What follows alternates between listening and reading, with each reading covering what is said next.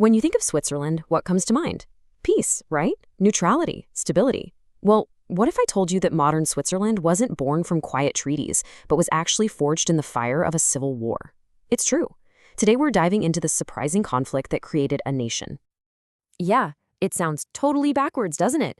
How on earth does a civil war lead to one of the most stable countries in the world? Well, the answer lies in a short, sharp conflict called the Sonderbund War of 1847. This was the final, violent showdown that turned a patchwork of squabbling states into the Switzerland we know. Okay, so to really get what's going on, we have to rewind the clock a bit, all the way back to 1815. Napoleon has just been defeated, and all across Europe, the old guard, the monarchies, are trying to put the genie of revolution back in the bottle. And in Switzerland, this era of rolling back reforms was called the Restoration. The whole conflict really boils down to two opposing forces pushing against each other. On one side, you have the Restoration. Think of them as the conservatives. They wanted to go back to the good old days with power in the hands of the elite families and the individual states or cantons. And on the other side, you have the Regeneration.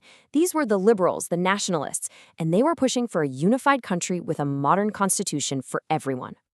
But, this old order was standing on pretty shaky ground from the start. The economy was a mess, and new trade taxes were hitting regular people hard. And at the same time, these exciting new liberal ideas about freedom and citizens' rights were just spreading like wildfire. You can just feel the pressure building, right? So then we get to 1830, and this is when the tide really starts to turn. And the spark that lit the fuse? It actually came from right next door. When revolution exploded in Paris, the shockwaves rolled right into Switzerland. And this is what really kicked the regeneration movement into high gear. People were out on the streets in massive demonstrations. And the Swiss Diet, that's kind of like their national assembly at the time, they really had no other choice. They had to let the cantons start rewriting their own rulebooks. And the amount of change that happened here was just staggering. I mean, this wasn't some minor political tweak. We're talking about abolishing feudal privileges that had been around for centuries. They were literally tearing down the old city walls. More people could vote, censorship was gone, and, this is huge, for the very first time, new constitutions had to be approved by a vote of the people. It was a full-blown revolution. But here's the crazy part. All this reform, it didn't bring people together. Nope, it actually made the divisions even deeper. Things got so heated that in places like Basel, the canton literally split itself in two. And even the liberals couldn't agree. They broke into factions of moderates and radicals who wanted to push things even further. So now we're in the 1840s, and you've got this perfect storm brewing. A bad economy, plus intense religious tensions, and the whole country is just about to go over the edge. Just look at how quickly things spiral out of control here. It starts when one canton's new constitution angers Catholics. In retaliation, the Catholic city of Lucerne invites the Jesuits, a powerful religious order that Protestants really, really distrusted, to run their schools. Talk about a provocation. So then, radical militias actually march on Lucerne. They're defeated, but then a prominent Catholic leader is assassinated. In response, 7 Catholic cantons band together and form a secret military alliance, the Sonderbund. The dominoes were just falling one after another. Okay, fast forward to 1847. By now, the liberals have a majority in the federal diet, and they make their move. They declare the Sonderbund alliance illegal. But the alliance refuses to back down. And that's it. The final showdown was on. And after all that buildup, you'd think this would be a long, drawn-out war, right? Wrong.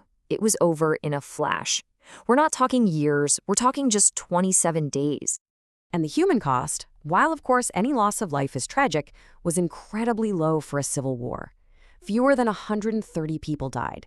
It turns out the federal army was just way better organized, and they pulled off a really swift, decisive victory.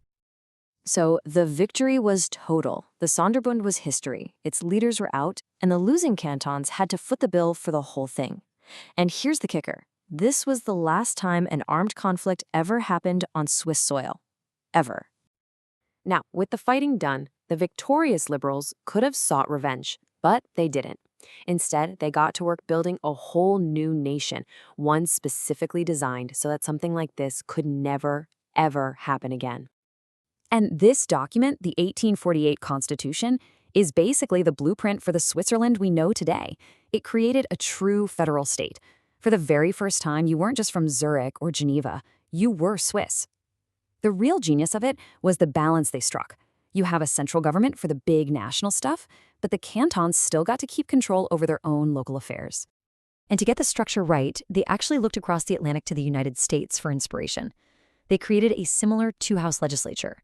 So you have an upper house, the Council of States, where every canton gets equal representation, just like the U.S. Senate. And then you have a lower house, the National Council, where representation is based on population, just like the House of Representatives. Okay, let's just zoom out for a second, because to really appreciate how incredible the Swiss achievement was in 1848, you have to see what was going on everywhere else in Europe at that exact same time. That year, 1848, is famous. It's called the Spring of Nations. All across the continent, from Paris to Vienna to Berlin, revolutions for democracy and freedom were exploding. But here's the thing, almost all of them failed. They were crushed by the old monarchies. And yet, right in the middle of all that failure, the Swiss succeeded. They managed to turn their own civil war into a stable, functioning democratic republic. Just think about that for a second. While other revolutions were being stamped out and kings were clinging to their thrones, this new Swiss state, born from conflict, became a beacon of constitutional government.